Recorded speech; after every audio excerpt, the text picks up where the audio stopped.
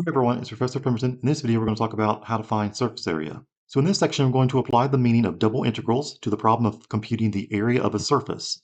We're going to find the formula for the area of a parametric surface, and then we're going to find a formula for the area of a parametric surface. In the special case, we're going to find a formula for the surface area of a graph of a function of two variables. So in this video, we're going to determine the area of a parametric surface using a double integral, and then also calculate the surface area for the graph of a function z equals f of xy using a double integral. So surface area.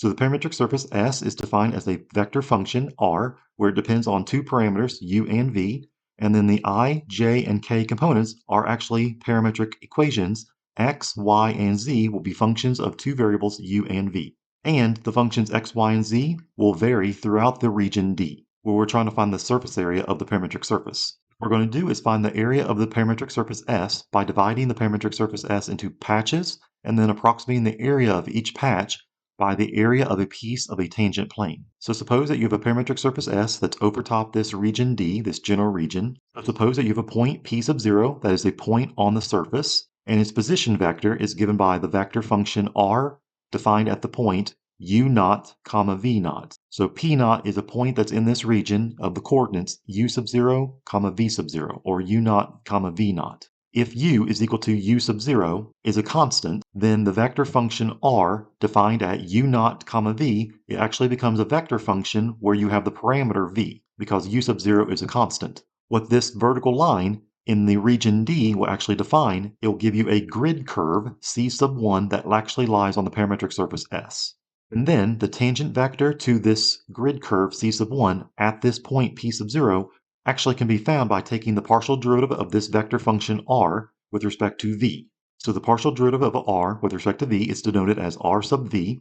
It is the partial derivative of x with respect to v, so that's the first parametric equation, partial derivative with respect to v, evaluated at the point u sub 0, comma v sub 0, that's the I component, plus partial y with respect to v, evaluated at the same point u sub 0, comma v sub 0, and that's the j component, plus partial z with respect to v, evaluated at the point u sub 0, comma v sub 0, and that's the k component. And in the same way, you can let v be constant by letting v be a constant v sub 0 or v naught, and then you obtain a grid curve c sub 2 that lies on the parametric surface S, and it defines a function r evaluated at u, comma v sub 0, where u is the parameter and v sub naught is a constant. This grid curve will lie on the parametric surface S, and its tangent vector at this point p sub 0 is given as follows. It's the partial derivative of x with respect to u, evaluated at u naught, comma v naught, that's the I component, plus partial y with respect to u, evaluated at the same point u naught, comma v naught, that's the j component, and then partial z, partial u, evaluated at the point, and that's the k component.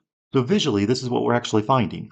So you have the grid curve, C1, that is corresponding to a vertical line within the region D, that is u equals u naught.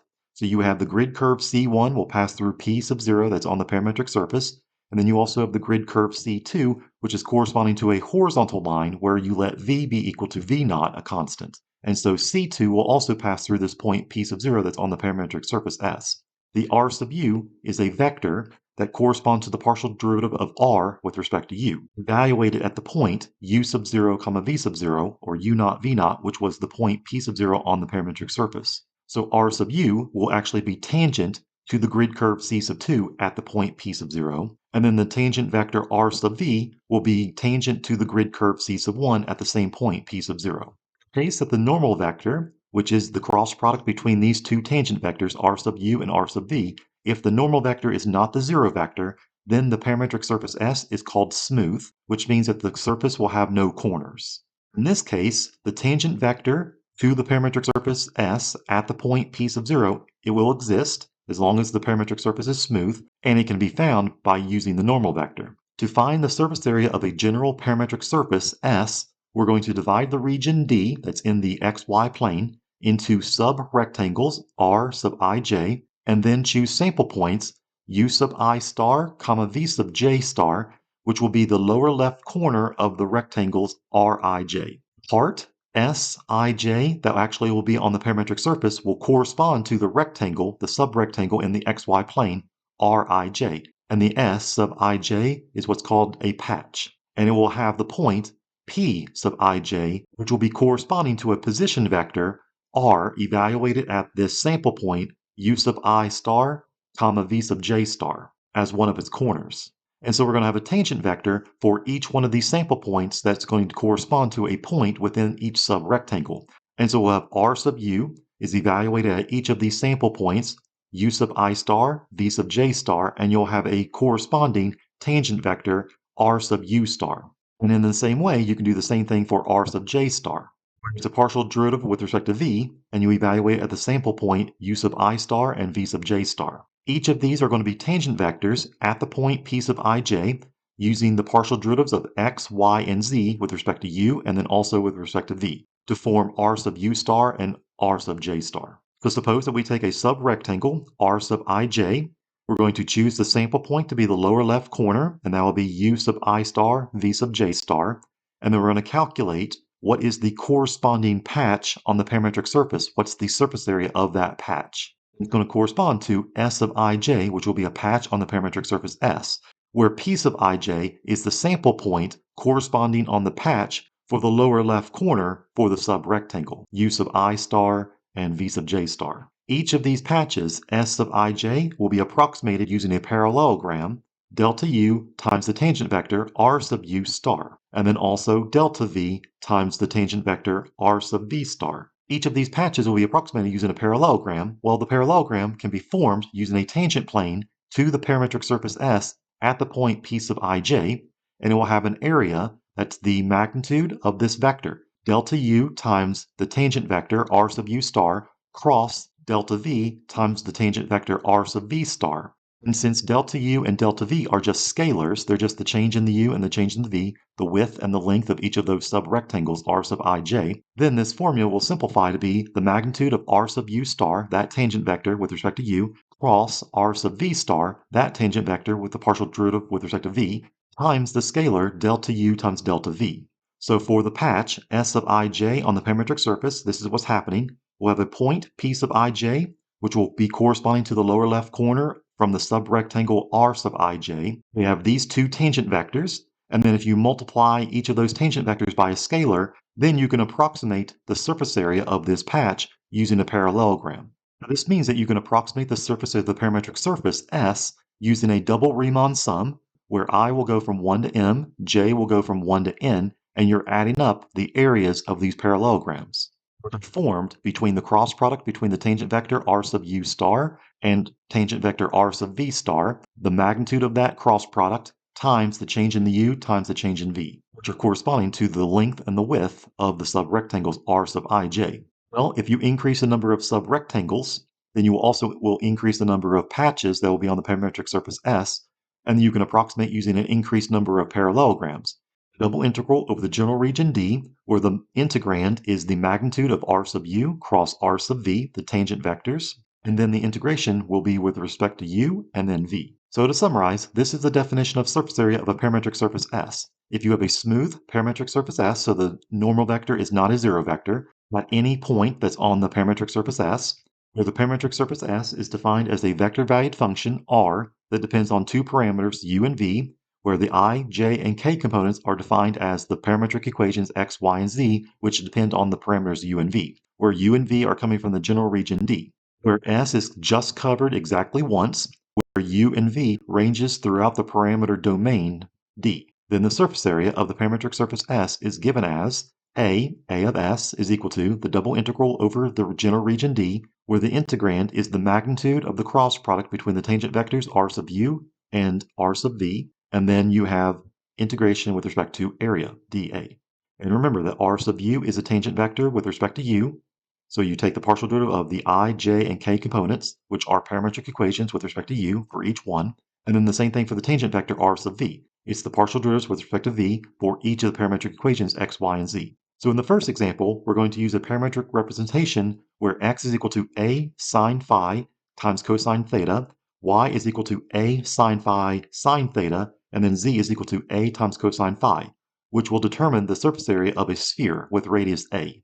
Okay, so in example 1, we're going to find the area of a parametric surface, find the surface area of a sphere, x squared plus y squared plus z squared equals a squared, which is a sphere centered at the origin, 0, 0, 0, and that has radius a. Since we're dealing with a parametric surface that's representing a sphere, we're going to use parametric equations for x, y, and z, which are corresponding to spherical coordinates. So x will be equal to a sine phi cosine theta, y is equal to a sine phi sine theta, and z is equal to a times cosine phi. All the restrictions on the variables phi and theta, so any point that will be in our general region D that we're going to integrate over will be of the form phi comma theta. Phi must be between 0 and pi, and then theta will range between 0 and 2 pi. So you'll have a rectangular region that will represent D. It will be the interval 0 to pi cross 0 to 2 pi. So the first step is that we're going to have to find out what is the integrand that will be part of the double integral so we can find the surface area. So the integrand, we have to find what is r sub phi cross r sub theta. Remember that phi and theta are the parameters in this case. Will form the tangent vector r sub phi, which is the partial derivative of r with respect to phi. And then we'll also find the tangent vector r sub theta, which is the partial derivative of r with respect to theta. So now you find the cross product. The first row will be ijk. The second row will be the partial derivative with respect to phi for each of the parametric equations, so partial x, partial phi, and then partial y, partial phi, and then partial z, partial phi. And then the last row will be the partial derivatives of each parametric equation with respect to theta. So partial x, partial theta, partial y, partial theta, and then partial z, partial theta. You have to find out the partial derivatives of each of the parametric equations, and then you'll have the following. You'll have ijk for the first row again. Partial derivative of x with respect to phi will be a cosine phi cosine theta. The partial derivative of y with respect to phi will be a cosine phi sine theta, and then the partial derivative of z with respect to phi will be negative a sine phi. Then the last row is the partial derivatives of x, y, and z with respect to theta. So partial x with respect to theta will become negative a sine phi sine theta. Partial derivative of y with respect to theta will be a sine phi cosine theta. And then the partial derivative of z with respect to theta will just be 0 because the parametric equation z does not depend on theta. It only depends on phi. If you calculate the cross product, you'll have a squared sine squared phi times cosine theta, that's your I component, squared sine squared phi times sine theta is the j component, and then a squared sine phi cosine phi becomes the k component. You need to find the magnitude of this cross product because that becomes the integrand for the calculation of the surface area using the double integral over the region D. So calculating the magnitude of this vector, r sub phi cross r sub theta, then you'll have the square root of each component, the I, j, and k components, each squared, added together inside a square root. You'll have a to the fourth sine to the fourth phi cosine squared theta is the first term, plus a to the fourth sine to the fourth phi sine squared theta, plus a to the fourth sine squared phi cosine squared phi. Notice the first two terms, there are a to the fourth sine to the fourth phi in common, and you'll have the cosine squared theta plus sine squared theta left over. We know the Pythagorean identity, sine squared theta plus cosine squared theta is equal to 1. So the first two terms will simplify to become a to the fourth sine to the fourth phi plus, and then you keep the last term the same, a to the fourth sine squared phi times cosine squared phi. Well, now notice that you can factor out a sine squared phi and a to the fourth. You'll have a sine squared phi from the first term remaining, and you'll have a cosine squared phi from the last term remaining, which again is a Pythagorean identity. Sine squared phi plus cosine squared phi is also equal to 1. And so this will simplify to become a to the fourth times sine squared of phi. And if you take the square root, this will simplify to be a squared times sine of phi. So that becomes the integrand for the double integral over the region D. Find the surface area of the parametric surface S, which is a sphere of radius a centered at the origin. So the surface area is A. It's a double integral over this general region D. Remember that D was a rectangular region, which was the interval 0 to pi, which was ranging for the values for phi, and then 0 to 2 pi, which were values for theta. And then the integrand is the cross product that we just found, and then dA. So the double integral becomes an iterated integral, 0 to 2 pi, that's for the values for theta, 0 to pi, that's the values for phi. Your integrand is a squared sine phi, and then you integrate with respect to phi first because that's corresponding to the inside integral, and then with respect to theta last because it corresponds to the outside integral. And then, since a squared does not depend on phi, a squared is just a constant that you can factor out from both integrals. So a squared can be factored out, then you'll have 0 to 2 pi. There's nothing that depends on theta, so you can integrate with respect to theta. The function will just be 1, and then you can integrate the function sine phi from 0 to pi. And then you'll find out that the surface area of a sphere of radius a centered at the origin is equal to a squared times 2 pi times 2, which is equal to 4 pi a squared.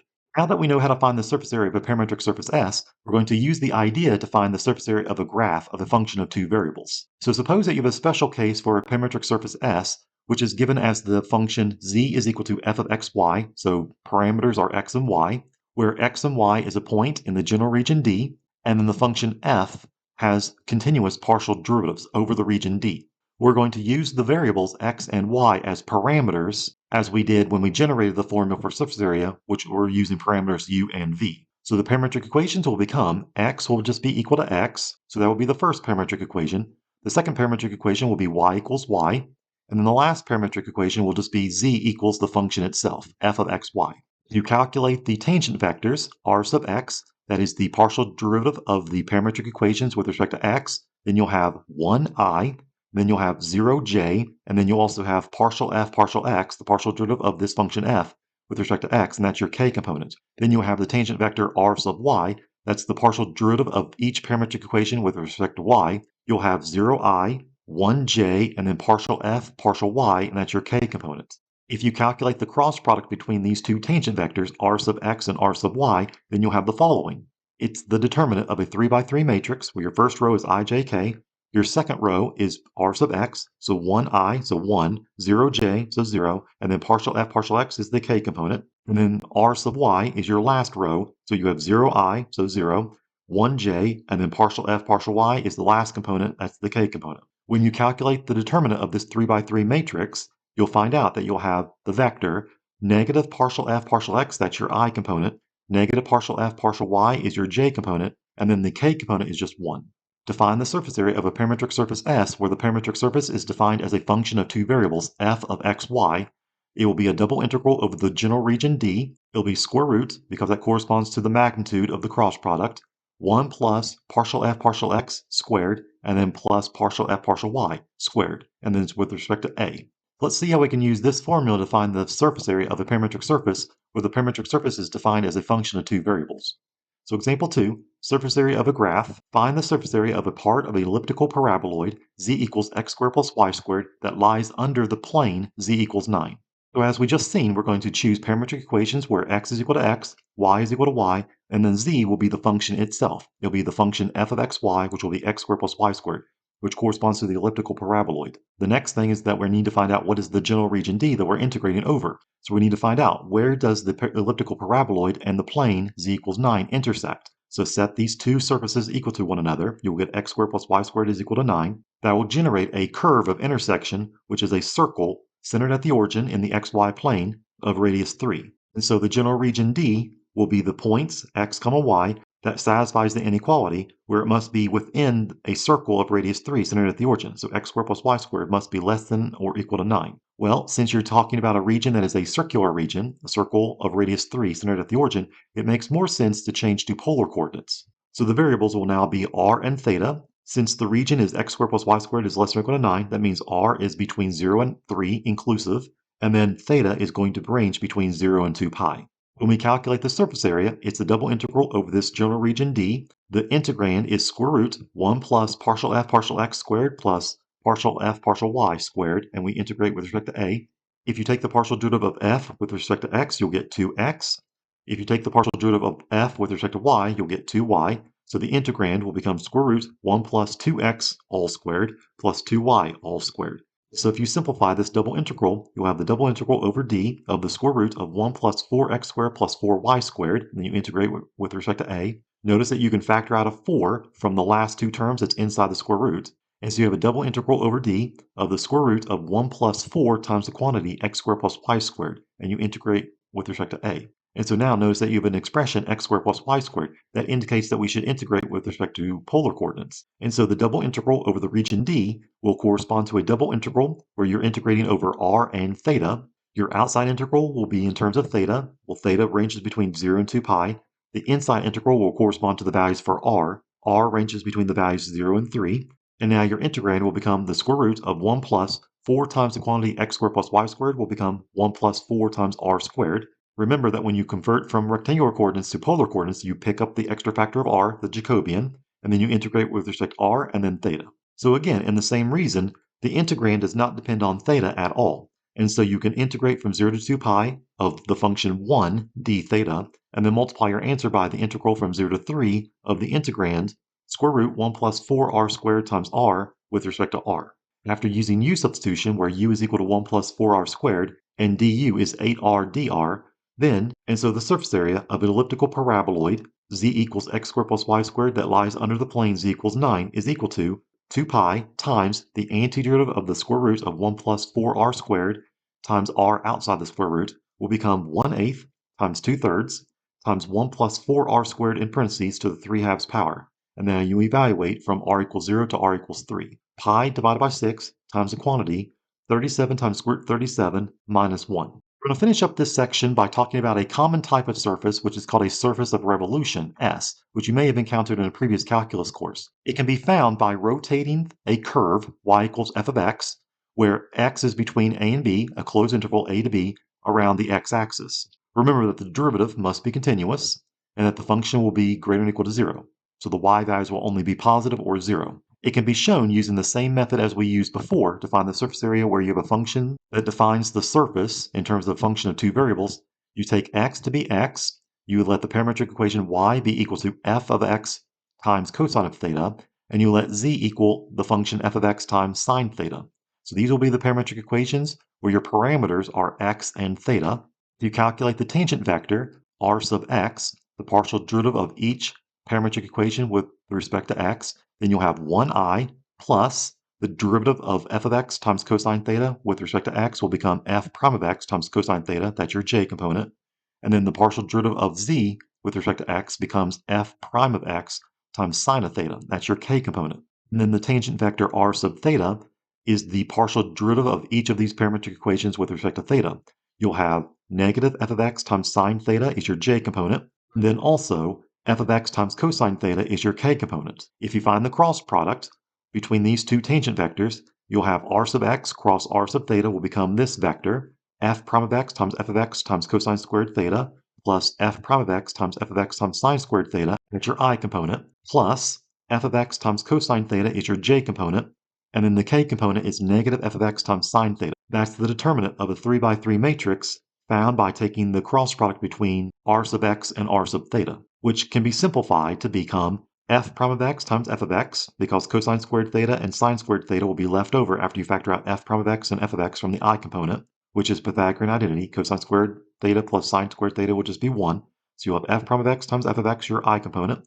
F of x times cosine theta is your j component, and negative f of x sine theta is your k component. And now if you find the magnitude, or the length of this cross product, then you'll find out that the magnitude of r sub x cross r sub theta is equal to the function f of x squared plus the derivative f prime of x squared times the original function f of x squared. That's all inside the square root, which can be simplified to become there's an f of x squared in common with both of these terms, so factor it out. You'll have an f of x times square root 1 plus f prime of x squared.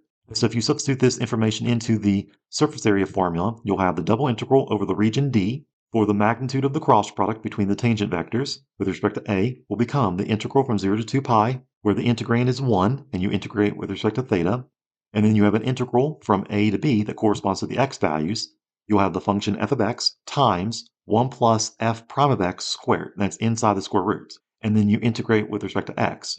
Well, the integral from 0 to 2 pi of just 1 d theta, that just becomes 2 pi. And so the formula for surface area of a surface of revolution will be given as this. It'll be 2 pi times the integral from a to b, f of x times the quantity, square root 1 plus f prime of x squared. And then you integrate with respect to x. And so you find out that's the exact formula for finding the surface area of a surface of revolution that you found in a previous calculus course. And so this finishes our video on finding the surface area of a parametric surface. We found the area of a parametric surface using a double integral, and we also found a way to calculate the surface area for a graph of a function of two variables, x and y, using a double integral. If you have any examples about any of the examples in this video, please let me know. Or if you have any questions while you work on the homework for this section, please let me know that as well, and I'll see you at the next video when we talk about triple integrals.